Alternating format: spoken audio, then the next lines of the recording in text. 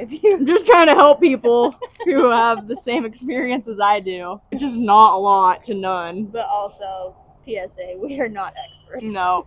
Have no idea what we're doing most of the time. We'll probably just show you what not to do and not how to do it first, so. That's pretty much our MO. Yep, we're gonna do the car stereo today. I bought this double din stereo off of Amazon. Brooke can probably drop the link to it in there. I don't know, 120 bucks, something like that. I almost bought the Pioneer one, but this one was half price and it had really good reviews, and so we'll see. We'll return it if not. But yeah, double din, touchscreen, Apple CarPlay, radio that we're gonna put in. Came with a backup camera too, so we'll see how that goes. Quinn's gotten used to having Apple CarPlay in my car. Yeah. What? Her first car in Alaska, not our first car, but the car that we sold in Alaska was a 2012 Subaru Outback that Quinn loved and was an excellent car, but it was like basic. There was no CarPlay. She had a CD player, no touchscreen. It was very... It had Bluetooth, but you had to like reconnect every time you got in the car. It was just But we loved that car. It was a great car. But now that Quinn has gotten used to driving my car that has the CarPlay and the talk to text. It's so fancy. It's nice. So I wanted to upgrade. I'll be sad because I have to take the CD player out of this one, but yeah, we're gonna see how easy it actually is. I haven't wired a car stereo since like 8 years ago when I bought that 1990 Subaru Loyale, and it came with the stereo, but it wasn't hooked up. We'll see. It's gonna be comical. We're not experts. We don't do this. We looked up a couple other YouTube videos, and it basically said, green to green, yellow to No, yellow. those videos were terrible. Like, the person filming was like, it wasn't even in shot though. Like, he was like mumbling and then just quiet for like 5 minutes doing something, like making up wires. And then you couldn't even see like half of what he was doing. And then he's like, yeah, green to green, brown to brown.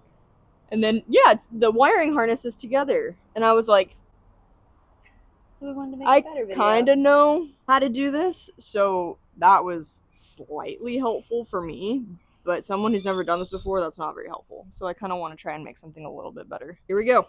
I did buy a other wiring harness too in case we need it, but okay. I'm just trying to help people who have the same experience as I do. It's just not a lot to none. But also, PSA, we are not experts. No. Have no idea what we're doing most of the time. We'll probably just show you what not to do and not how to do it first, so. That's pretty much our MO.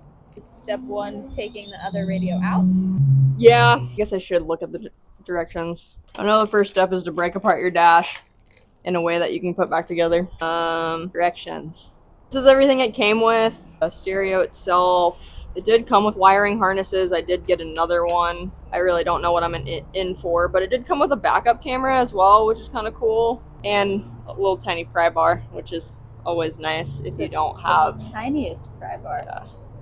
Well, if you don't have things like this, like, actually this is really made for those stupid little plastic, like bolts and screws that are supposed to be able to get off easy. They are easy with these, but if you try and pry those things off with like a flathead, sometimes they just like break and you have to buy a whole set. Oh, it's annoying. Give me the written instructions. Okay, remove your factory stereo. Let's do it. So it looks like the only thing, like, this is just all one piece, which is really nice. There's no shifter or anything that I have to go around. I'll start trying to pry this loose. Oh boy. And the thing that sucks about all these dash pieces and stuff is like they break easily, it seems like. And I don't want to like mangle it too much. And this is not a fun process. Especially because it's not like a flat piece. Give yourself some room. Give myself some room here. Once you can like kind of, sometimes you have to pry it off, but sometimes you can just like get your fingers behind it. Ah, felt a click. That means oh, there we go. Ah, it clicked back in. Ah, okay, there's 2 bolts that we need to remove first. Down here. Right here and right here. I probably should have looked underneath. So good thing I didn't just start like wrenching on it. Okay, got our little 7mm here. Lefty loosey, righty tighty.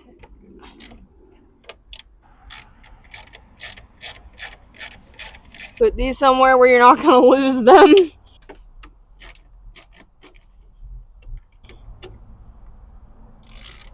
My goodness. Now, take your tiny pry bar. Okay. Hope I didn't break those pieces back there, but I think I did. Okay. We're gonna remove all of these wiring harnesses. Some of them have tabs. Some of them don't. This one will be like a little push thing here. Don't break these. All of these have some sort of like little snap that you have to like release. Let me try and pull this out a little bit more, but it won't give me a lot of slack. These ones were super easy because they had a tab that you just push down. They release out of their bracket, I guess. And friendly ones, you have to like manipulate these little plastic tabs and push them out of crevices. I can't see that one. So if your fingers are a little bit girthier than the rest of us, Godspeed. Find yourself a 12-year-old. Yeah, with fingers my size. Also, don't stick your fingers in here. In the lighter. 10 hours later. And you never want to pull on the wires. Enough slack and your hair's not in your face all the time because you decide not to pull it up for the day. Brooke was very easily able to get this cigarette lighter wiring harness out. So what I was talking about, like these plastic pieces, you have to like push down on this in order for this tab to slip under these things here. And this is the antenna. It'll feel like you can't just pull it out and you're gonna break something, but it's metal, so you can just like pull it out. That's straight out. Straight out. It's the only way to get it out. So now that this is off, we need to remove it from this plastic housing, which looks like these metal tabs on the side. Yeah. So you just push them down. There's one on this side too. Just push it down. And then make sure they're all down. And then put some force into it. And it'll slide out. Okay, so here's your old stereo, radio, whatever you want to call it. And here's all of our wires. These two are the ones that were hooked in the back.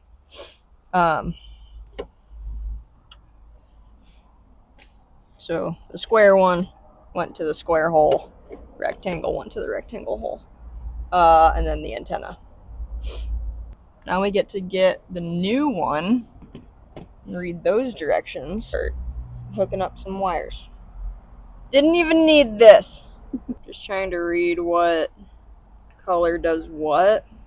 Since these are the only things that plugged into the stereo, we need to plug these into the new stereo. And obviously, it's not just going to plug right in.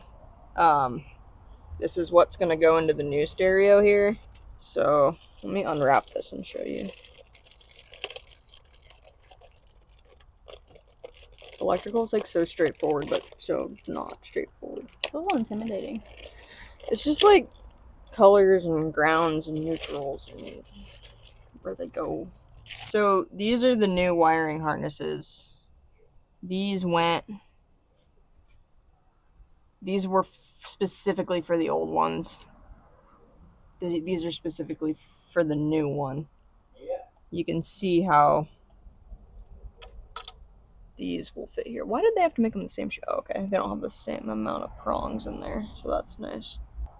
By that I mean there's 2, 4, 6, 8 connections here, and there's only 2, 4, 5 here. 5's gonna go into the 5, the 8's gonna go into the 8, and we just need to make these up together so they all match up, which will be fun. These are just wiring harness definitions. Oh, they already pre-cut them. Oh, I'm gonna need my wire strippers and stuff. That helps. This is gonna be fun. So we had to get our own specific wiring harness for your model car. So that's gonna make it almost, it's not necessarily plug and play, but it needs to fit your model car. That way it plugs into your old wiring harness that went straight into your old stereo. Now we're matching the wires, and you kind of want to, first, we already did the step, but you make sure that these wires are actually matching what the car is going to do. The new wiring harness that plugs into your old wiring harness. So this plugs into the existing one that's already wired into the car when they manufacture it. These are the ones that came with the stereo itself. You want to make sure the colors, like the left front speaker goes with the left front speaker, you know, that kind of stuff. Which is in the handbook and also can be labeled on the... Yeah, these ones, it's kind of nice. I don't know if you can... There's like letters on there that's written, so they're labeled. This one's pretty well. Illumination / dash light. It's upside down for you guys, but yeah. You get the picture. You get the picture. Order an aftermarket wiring harness for your model car, or else it won't work. Or else it's not going to work. Yeah. Critical component. You have to do it. So right now we're just making up these wires together. And then these are little soldering tubes that pretty much shrink wrap on there and hold that connection instead of the wiring nuts that look like a madhouse. And these hold them on tighter. That way, you know, if you have to pull out your stereo and there's tension on it, these kind of just hold it a little bit more. They're waterproof too. It's just a better to setup. work with. Yeah. If you got a heat gun and you order one of these kits on Amazon or your local auto store, it's easier and more fun than twisting wire nuts on there. Okay, so let's bring orange to orange. And kind of just fray these guys apart, because you want them to like kind of go like this. So everything just kind of becomes one. You don't want to just twist them around each other.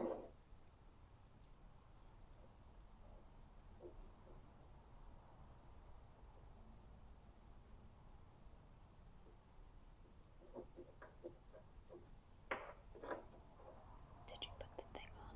Mother fluffer. Step one. Step one!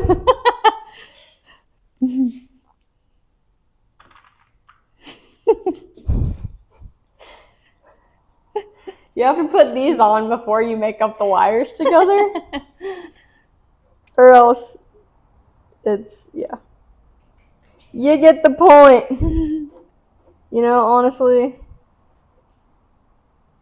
I'm just going to put these all up on here right now so I don't forget. You never forget. I never forget things, and I never do things for the first time ever. Or the second. Or the second or the third. 1, 2, 3, 4, 5. Oh yeah, we've got more than enough. And there's different sizes for different gauges. We already did the larger gauge, which means the wire's fatter. We just sized up and did. That's why these are blue that are already done, and these guys are red. It's not like they do different things. They do the same thing, they're just different diameter. I don't know if we'll necessarily need all of these, but let's see. Actually, yeah, since this is the one for the car, we do need all of them. Okay, round 2 with the orange. My goodness, Quinn.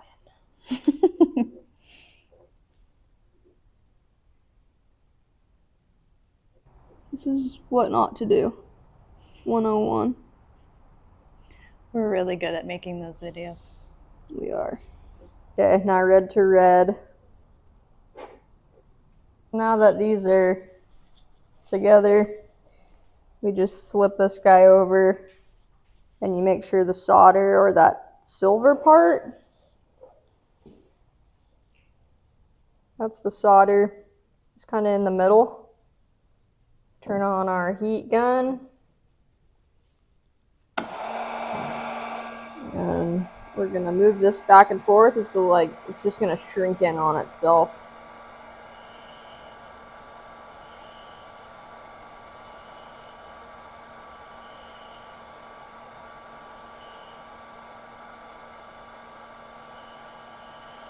And like when you're doing it, you can see it shrink in on the wire itself. And then once you see that solder bleed, that's when you're done. Like that's when you take it off. You don't want to do too much because that's when things start to melt and burn. Kind of did that a little bit on the black one because that was my first go around, but it didn't melt, past the wire. So this blue one is not needed. This is for an automatic antenna. So we're just We don't have that. We're not that fancy. We're just going to, I'm going to throw some tape over it just so it doesn't come in contact. I don't know. I think it's just a good rule of thumb, personally. Smart. Electrical things don't need to always come in contact with other electrical things. With conductivity don't need to possibly touch other metal things when they have energy going through them. Where did you learn about electrical? First, dipped my toes in Alaska. My dad came up and helped us rewire our 1980s house. 1950s. I don't know why I said 80s. But we had all ungrounded outlets and stuff. What's an ungrounded outlet? So it doesn't have a ground wire. And distinguish those because they don't have a third prong. Yeah, that's a good way of. So anything of the 21st century that had 3 prongs, we could not. And that is now code. Yeah. For everything. Okay, so these ones have lefts and rights that I need to make sure. Okay, so the negatives have like a black stripe on them, which is helpful.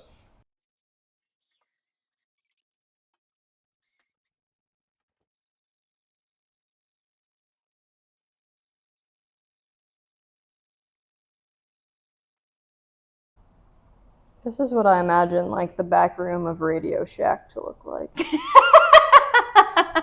Not these days. Back in the day. Yeah, back in the day. Back in the heyday. Like when people actually fix stuff. Yeah. Now they just throw it away and get a new one. Exactly. You just see like these nerdy dudes in the back room like soldering boards and stuff. Yeah, you get to the end and you're like, uh-oh. Wouldn't be the first time.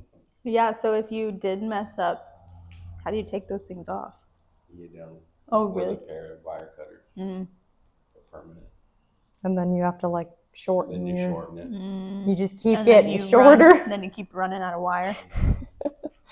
You buy a new one. Yep. Then you wait for Amazon to come again.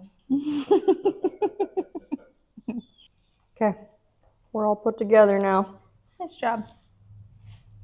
Hopefully correctly. Let me double check. Color matching. Color matching. We are not colorblind. Let's see here. Which one was it again? This one? Nope. Yep.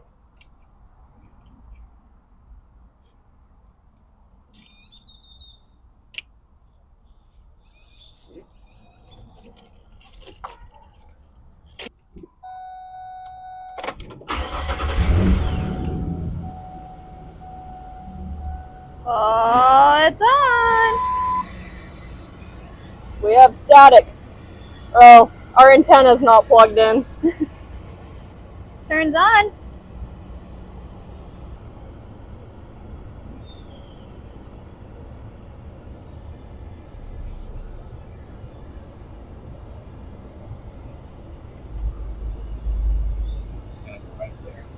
Oh, it goes in there. I might have church music, but oh, this is perfect. Well, she works. You did it right. We have the measuring expert here, who's a little more precise than I am.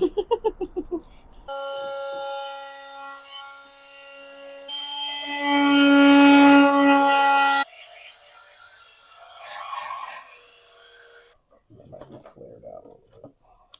I think it, yeah. Oh.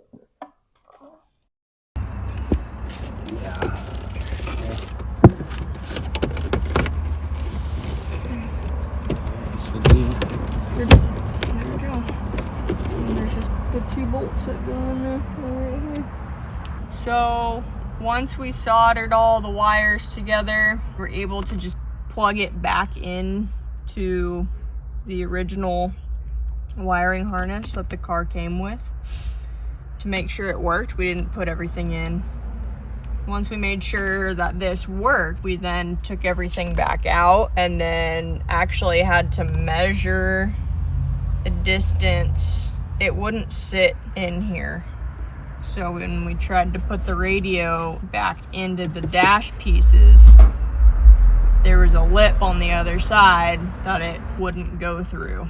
So we had to widen that with a multi-tool and cut a bigger opening. That way this sat all the way back in here. Also, these pieces, this piece right here, 1, 2, and this tiny trim piece right here, that's a dash kit specific for this 2011 Ranger. You're gonna wanna get a dash kit specific or else you're gonna have gaps and it's gonna look weird. So you'll want a wiring harness that's specific to your car and a dash kit that's specific to your car. And then with the radio, the dash kit, and the wiring harness, you're ready to go. Nice job. Looks good. Looks better than the factory radio. Yeah. Can watch movies. It's great.